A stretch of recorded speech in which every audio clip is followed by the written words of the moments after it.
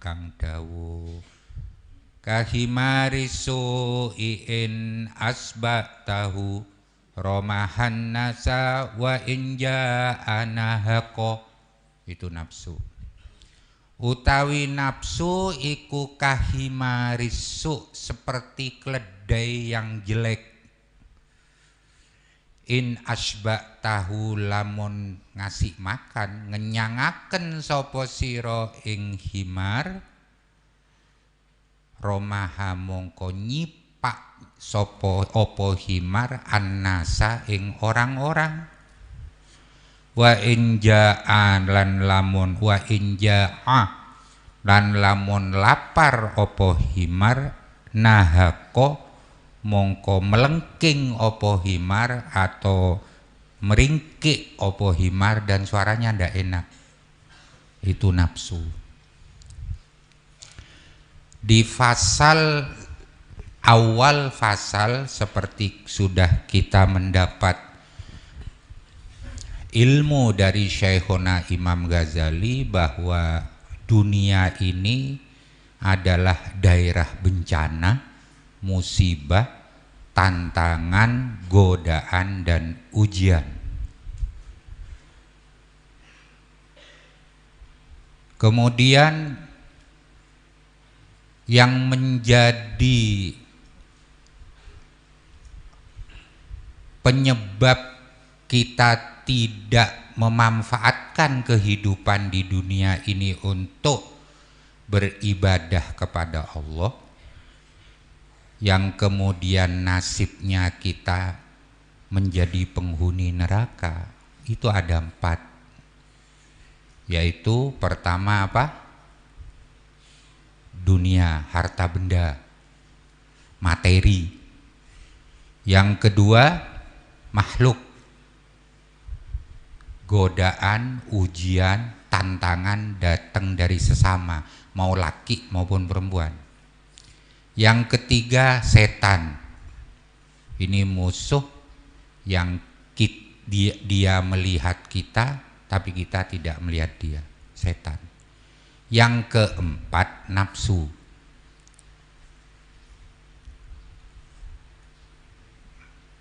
Kita sekarang ada di sini, tapi kita menuju ke akhirat. Di sini adalah daerah amal untuk modal menuju ke akhirat. Akhirat adalah daerah pertanggungjawaban terhadap semua amal perbuatan kita di dunia pada semua aspek, mau harta benda, keluarga, status, atau peluang yang tidak kita gunakan sebaik-baiknya. Itu nanti akan kita pertanggungjawabkan di dalam pengadilan Allah, di dalam mahkamah Allah, yang kalau vonisnya kita beres, maka kita menuju ke surga dan kita diem di situ selamanya. Kalau vonis kita mencelaka, maka kita sudah lain arah, yaitu ke neraka. Yang bisa ke surga mereka yang tetap mempersiapkan modal untuk ke akhirat dengan ibadah, dengan amal-amal ibadah. Nah, di dalam melaksanakan ibadah ujiannya 4 tadi. Yang 3 sudah, tinggal nafsu. Begini, nafsu ini salah satu dari kekuatan yang gak main-main, luar biasa. Manusia ini oleh Allah diberi kekuatan yang luar biasa pada diri manusia. Ada 3 kekuatan yang luar biasa, yaitu 1 nafsu, 2 akal, 3 rohani. Ini merupakan power yang luar biasa terhadap dinamika motorik diri manusia. nafsu, akal, dan rohani. Instrumennya panca indera. Nafsu ini gak main-main kata saya tadi. Ingin dan ingin dan ingin itu nafsu. Selalu ingin ini, tidak ada habisnya. Oleh karena itu, orang yang tidak punya nafsu, maka dia tidak punya keinginan jelek. Nafsu ini nikmat Allah kepada manusia, tidak boleh dihilangkan. Orang yang tidak punya nafsu, maka dia tidak punya keinginan. Ngelembosi gitu, tola, tole, lula, lulu. Kalau bisa dia frustrasi karena tidak ada spirit kehidupan. Oleh karena itu, Islam tidak memperbolehkan menghilangkan nafsu. Yang diharuskan bagi kita terkait nafsu yang merupakan kekuatan dinamika motorik manusia adalah membersihkan, meluruskan, dan mengendalikan hawa nafsu. Diberitahu ini yang terbaik dan ini yang buruk. Ini perintah agama, ini larangan agama. Itu yang diwajibkan dalam ajaran agama kita. Keinginan nafsu itu banyak. Tapi pada pokoknya, ini saya kira sudah pernah nerangkan di kitab Ihya. Pokoknya itu ada 3 keinginan nafsu itu. Ini sebenarnya ada kaitannya dengan pelajaran Ihya kemarin. Nyambung ini. Pengarangnya satu, tidak sengaja, tahu-tahu sama gitu aja. Ada 3 pokok dari keinginan daripada keinginan nafsu. 1, harta. 2, wanita. 3, tahta. Nafsu kepada dunia, kepada materi, kepada harta tidak boleh dihilangkan dalam Islam. Silahkan kaya sekaya-kayanya. Yang akan diurus oleh Islam itu dari mana, untuk apa kamu melakukannya. Jadi yang diurus bukan volume harta kekayaan, tetapi dari mana harta itu dan kamu melakukannya untuk apa. Itu yang diurus, yang harus diatur, yang harus benar. Jadi salah kalau orang beranggapan atau mengatakan orang Islam yang soleh itu yang miskin, sakit-sakitan, batuk-batuk. Ini yang masuk surga dulu. Katanya siapa? Masuk rumah sakit dulu, iya. Tidak ada kriteria masuk Islam harus miskin. Enggak ada. Jangan menyamakan, mengkaitkan keislaman dengan kemiskinan. Yang diatur oleh agama, dari mana kau dapat harta, untuk apa engkau lakukan untuk mendapat harta itu. Itu saja. Rasulullah pernah jadi orang miskin ketika beliau jadi buruh penimba air, ketika beliau jadi buruh pengembala. Rasulullah juga pernah jadi kaya, orang kaya ketika beliau berdagang. Rasulullah juga pernah jadi panglima, pernah jadi kepala negara. Jadi tidak ada hubungan antara kemiskinan dengan keislaman.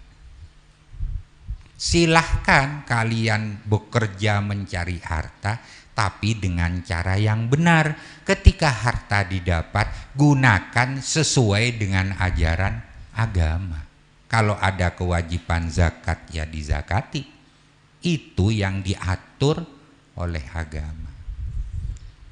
Dan Allah sudah mengatur urusan harta dunia ini sesuai dengan sunnatullah.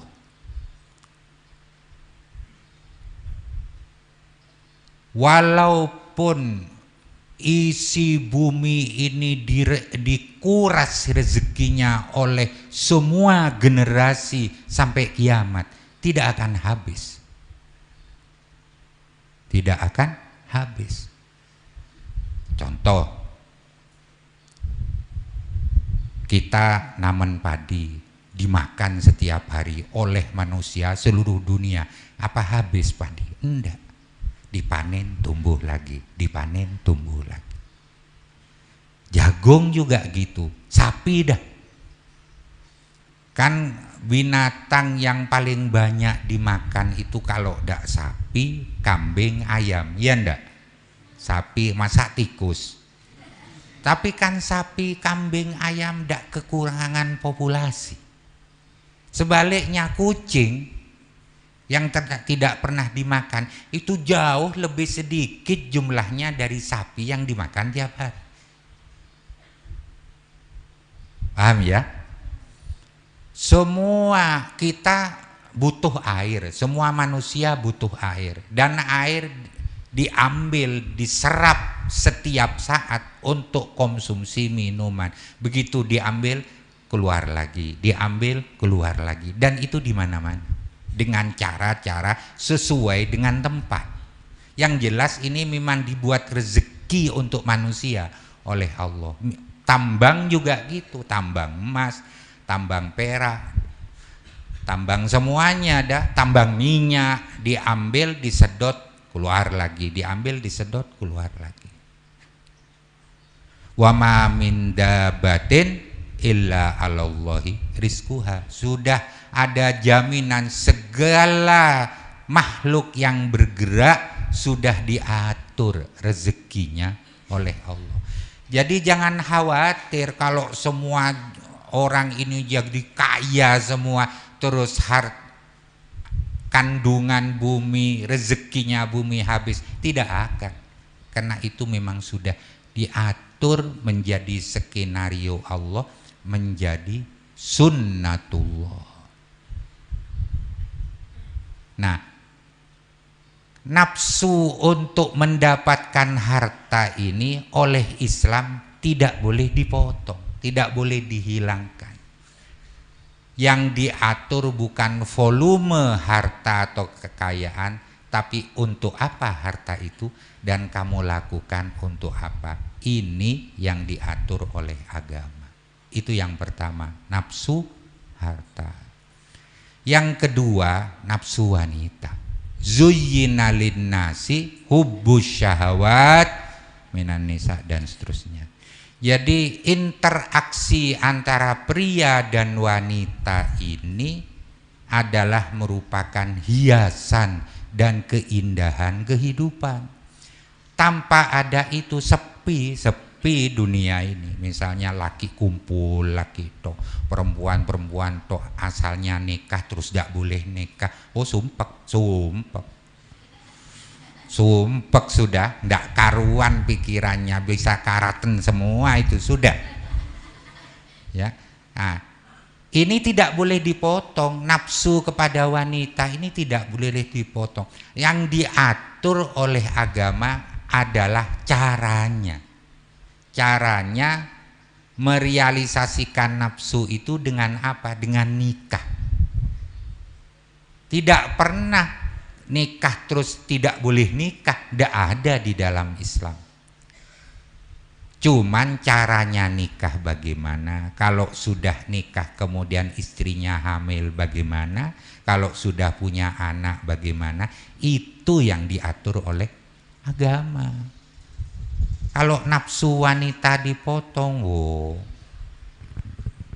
ar-rijalu qawwamuna 'alan nisa bima faddalallahu ba'dakum 'ala ba'd.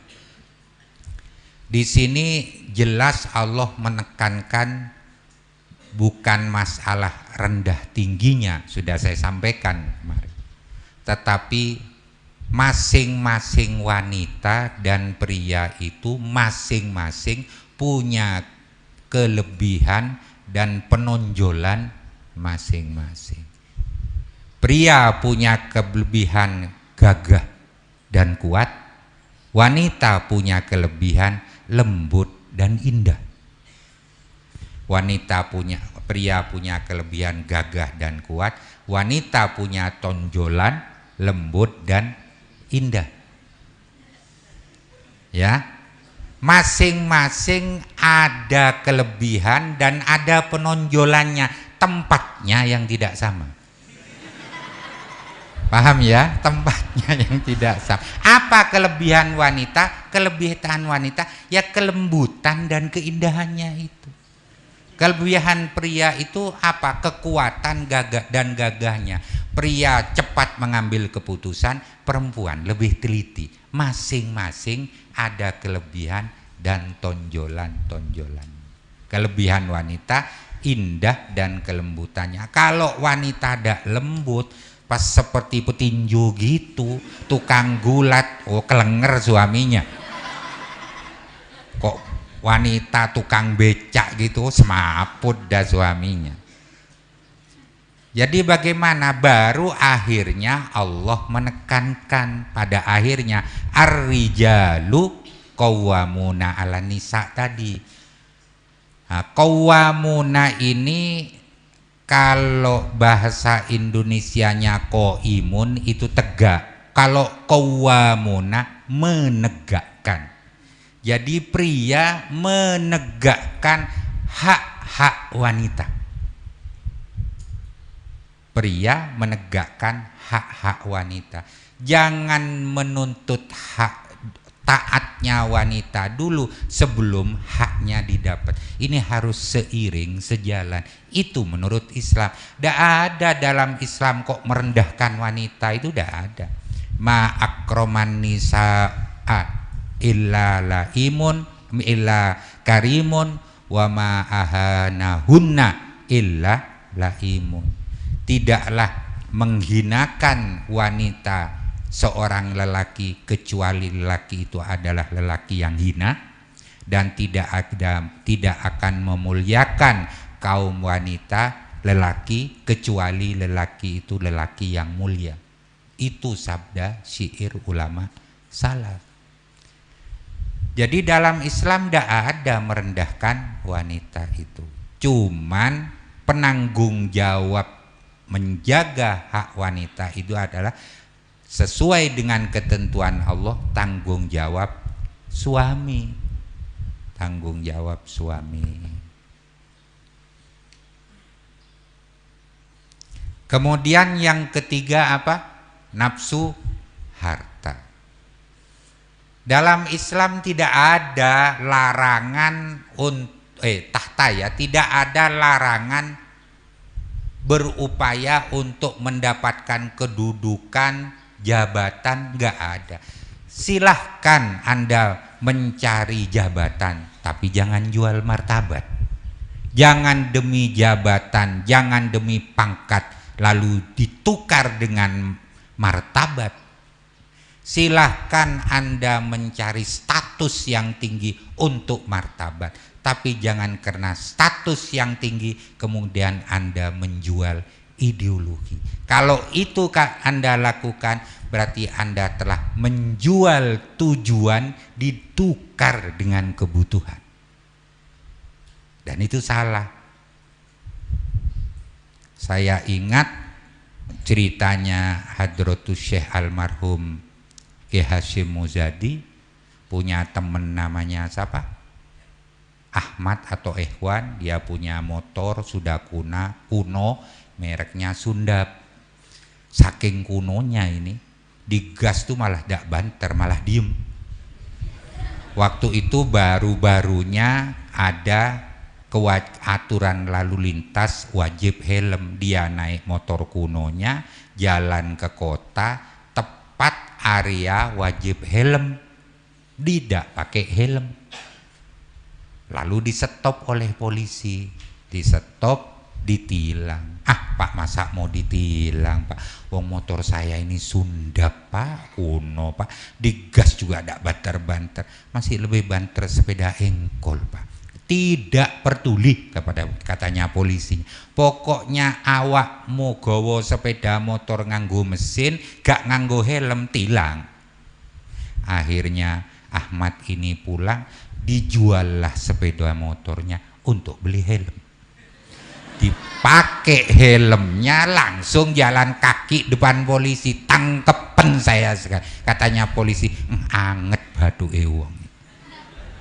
Ini seperti guyonan, tapi ini adalah contoh menjual tujuan, ya, membeli kebutuhan. Sepeda motornya dijual, beli helm, terus dipakai helmnya, ndak pakai sepeda motor.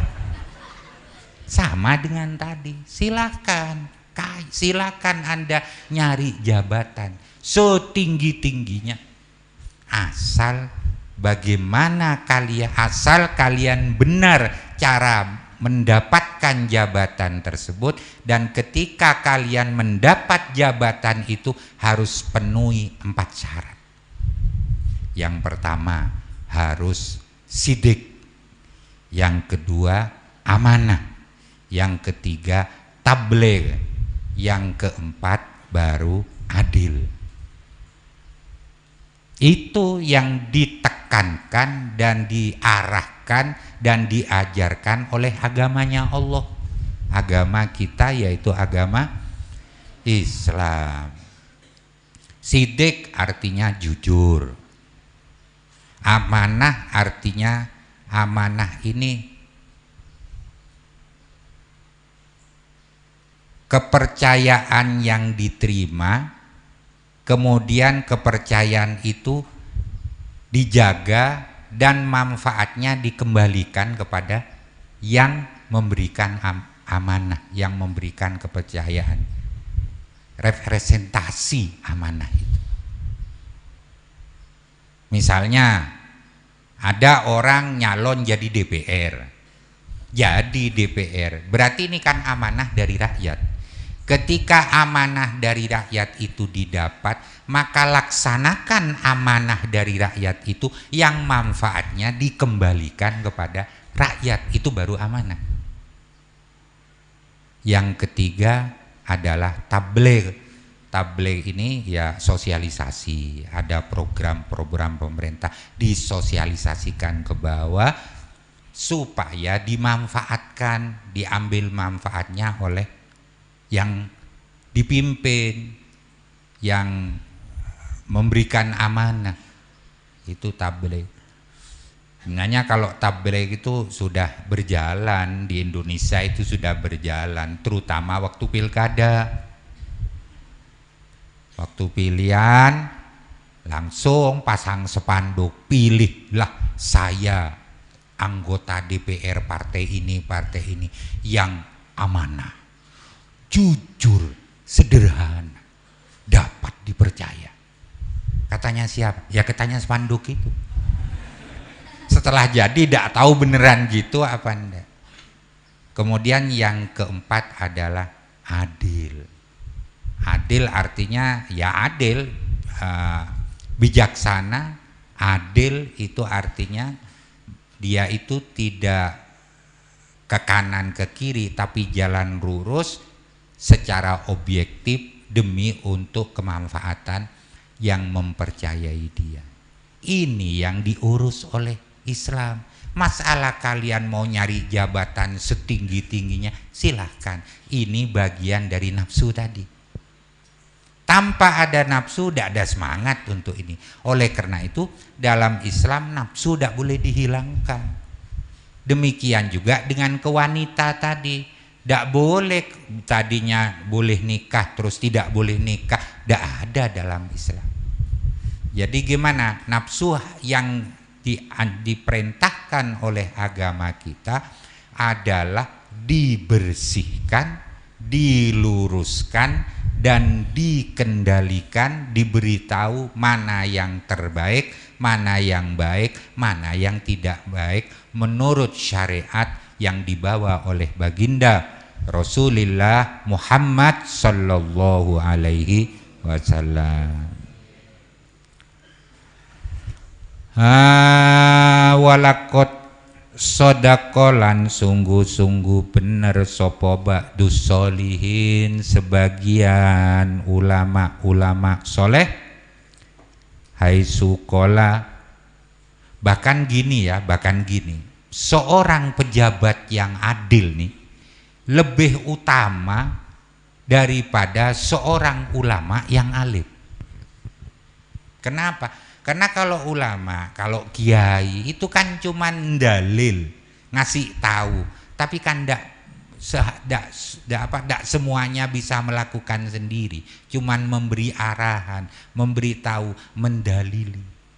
Sedangkan pejabat adalah melakukan pembuktian fakta dari dalil-dalil itu.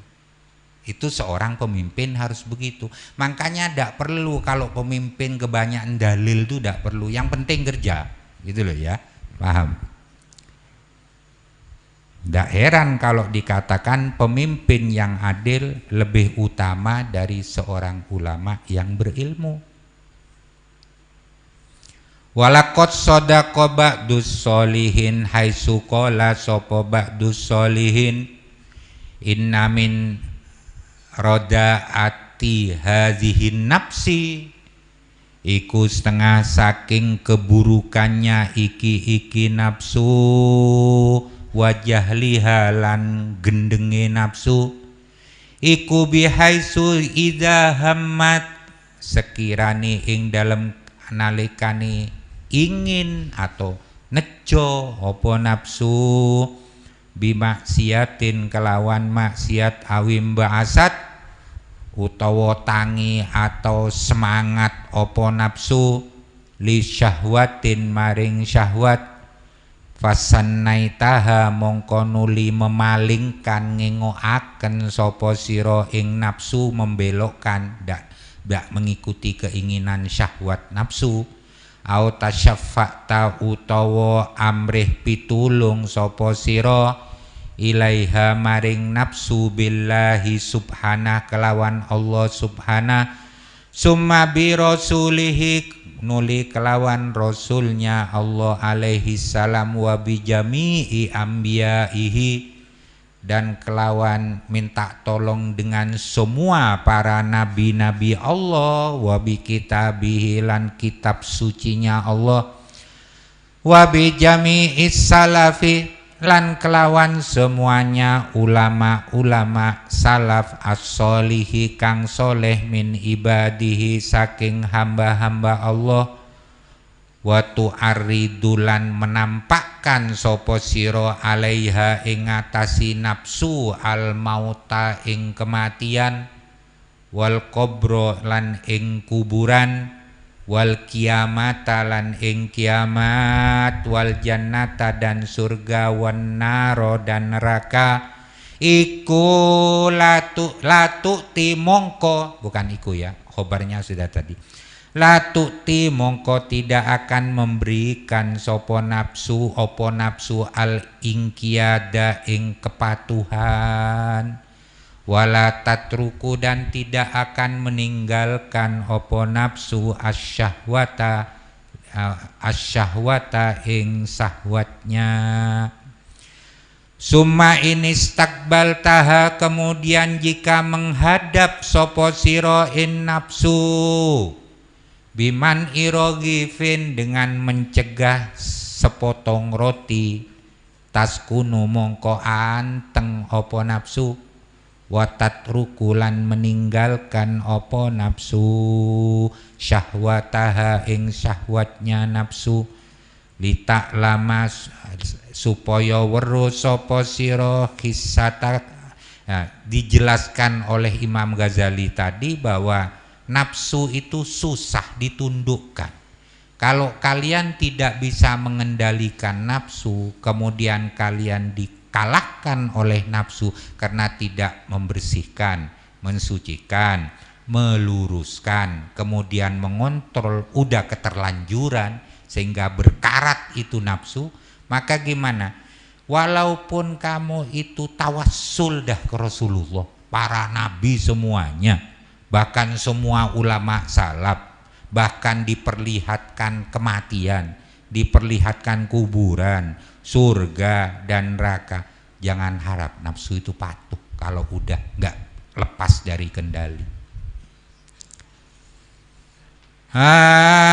summa ini stakbalta litak hal itu disampaikan litak lama supaya weruh sapa sira hissataha ing asore atau rendahnya nafsu wajahlah lan gendenge nafsu fa iya kamangka wedya sira ing awak sira ayyuhar rajul antafula ing yen to lupa sapa sira lalai sapa sira anha saking nafsu wa innaha kronos tuni nafsu iku kama kola kaya oleh dawuh sapa khaliquha zat yang menciptakan nafsu sapa khaliquha zat yang menciptakan nafsu al alimu kang maha mengetahui biha tentang nafsu biha kelawan nafsu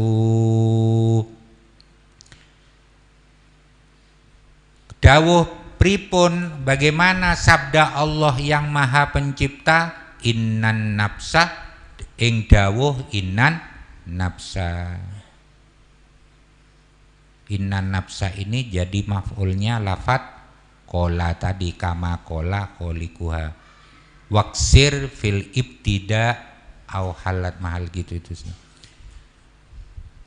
Innan nafsa sesungguhnya nafsu iku ammarotun kang banyak ngajaknya bisu'i kelawan keburukan fakafa mongko nyukupi opo bihaza iki firman Allah apani tambihan peringatannya liman bagi orang akola kang angen-angen sapa man walakot balagona an ba'di solihin yuqalu ten ucapaken lahu kadhe ba'di solihin sapa Ahmad bin Arqam al-Balkha Syekh Ahmad bin Arqam al-Balkha wali ini rahimallah annahu stuni Syekh Ahmad iku kola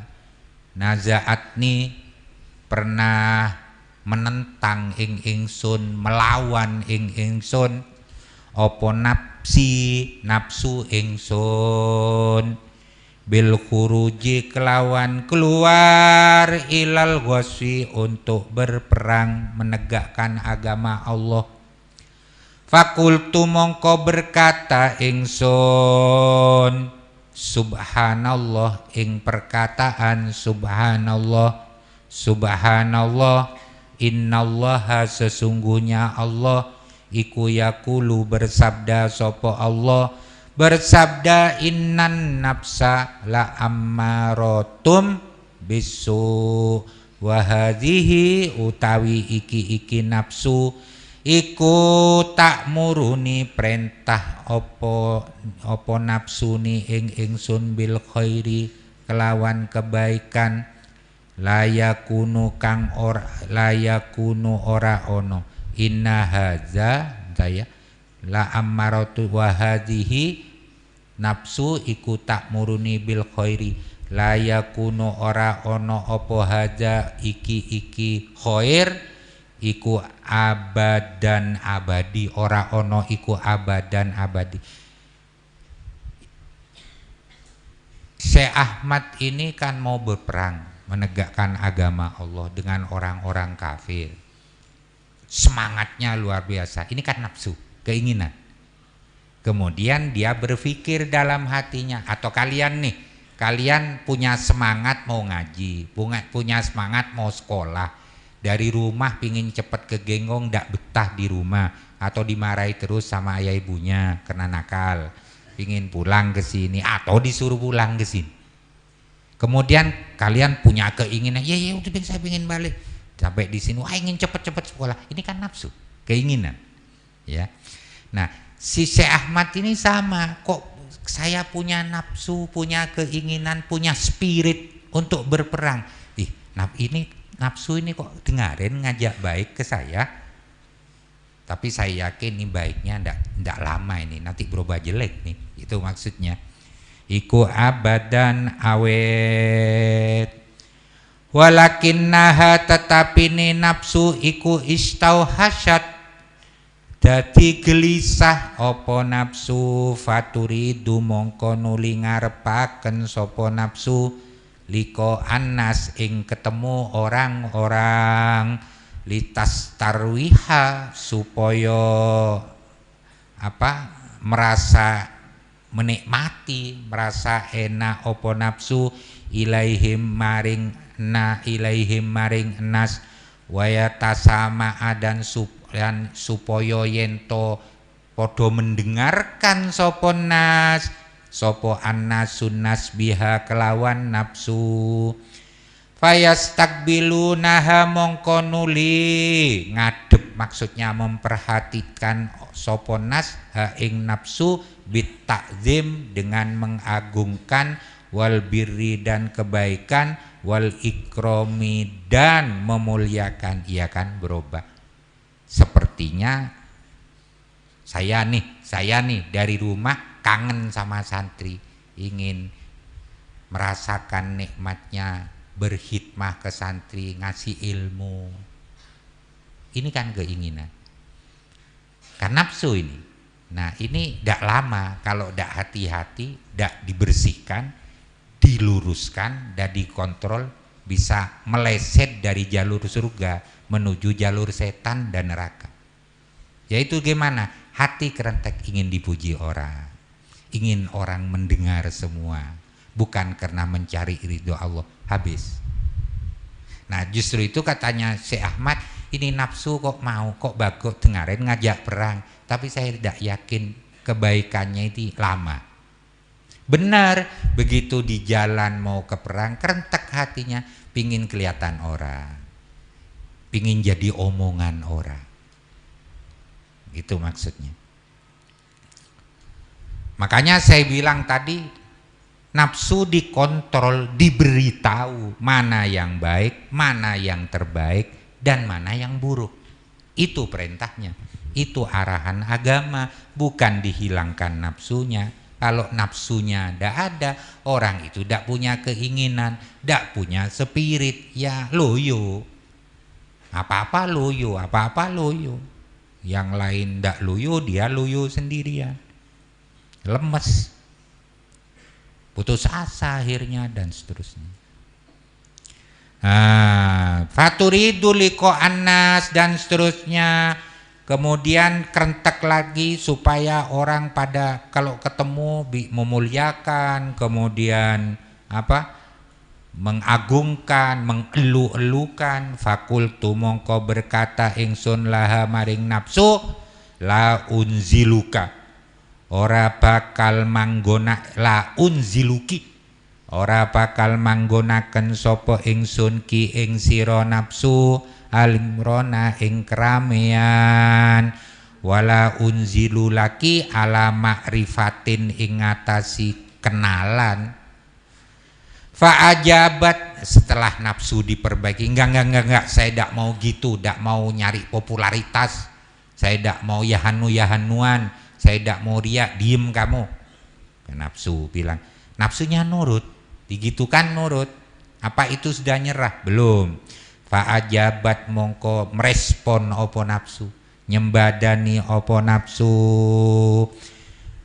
Fa'asaktu mongko nuli memburukkan sopo ingsun ad-donna ing don, saya tetap buruk sangka ke nafsu, tidak selesai, kata Syekh Ahmad. Fa'asaktu ad-donna biha kelawan nafsu, wa addadalan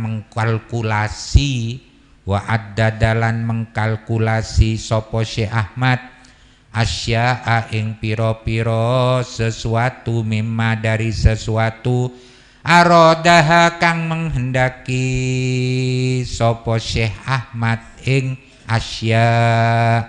Fa'ajabat mongko nuli nyembadani, mongko nuli merespon opo nafsu mau aja ila kulli zalika maring sekabiani mengkunu asya. Qala dawu sapa Syekh Ahmad bin Arqam, fakultu mongko berkata ingsun berkata pada dirinya sendiri seraya berdoa kepada Allah, ya Rabbi nabihni kula aturi mewerning panjenengan ngingataken panjenengan Gustine ing ingsun laha maring nafsu fa inni mongko stune ingsun iku muhtamun kang memperhatikan sapa ingsun laha maring nafsu musaddiqun tur iku kang membenarkan sapa ingsun membenarkan sapa ingsun laka maring panjenengan Gusti fakushiftu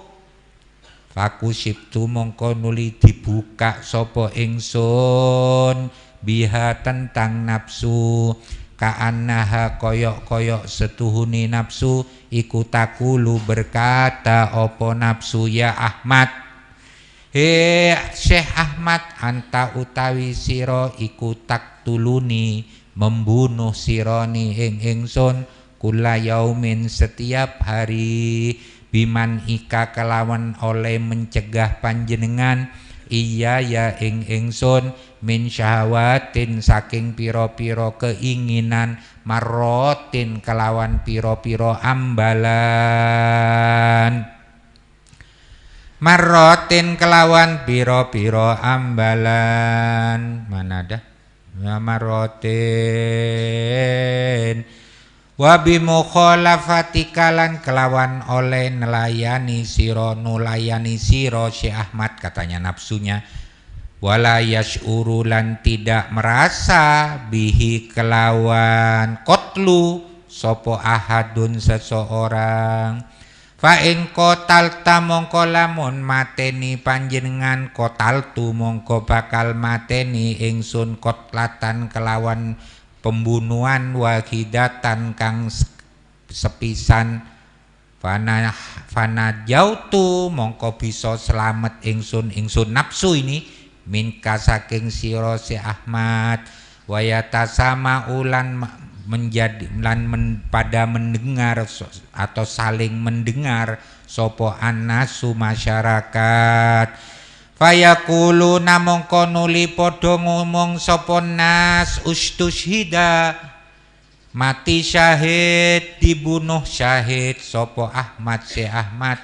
wayakunu lan ono ikuli tetep kadwe ingsun nafsu ini opo syarafun kemuliaan wa zikrun dan sebutan kola dawu sopo Syekh Ahmad faqa'atu mongko duduk sopo ingsun walam ahruj dan tidak pergi sopo ingsun tidak keluar ingsun ilal ghaswi maring peperangan Zali fi zalikal ami pada tahun tersebut fandur sudah titik fandur mongko angen-angen no siro bocah kata Syekhona Imam Ghazali ila kidain nafsi maring tipu dayanya nafsu wa gururi halan bujuke nafsu turoi hale podo turoi hale pamer opo nafsu halih ria opo nafsu annasa ing orang-orang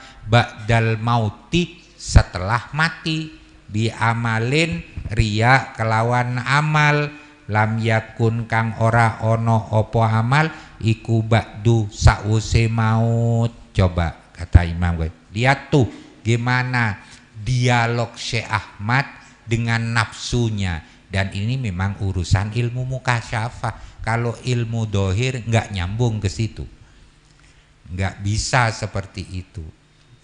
Nah, gimana ya, nafsu itu pura-pura nuruti tapi ada batu di balik udang, bukan udang di balik batu, soalnya kentara gitu. Nah kayak tadi ya sudah, nggak apa-apa, ayo perang Syekh Ahmad. Nanti siapa tahu si Ahmad nanti kalau mati syahid, orang akan pada dengar semua, oh Ahmad mati syahid, surga, subhanallah, subhanallah. Padahal terus gimana? Si Ahmad tidak jadi berangkat. Nah lihat tuh, nafsu mau menyesatkan kita dengan amal yang terjadi setelahnya mati, padahal amalnya belum ada. saking bahayanya nafsu kalau tidak dibersihkan, diluruskan dan dikendalikan. Wallahu a'lam bissawab. Mudah-mudahan barokah, manfaat fid dini wad dunya wal akhirah. Amin ya rabbal alamin.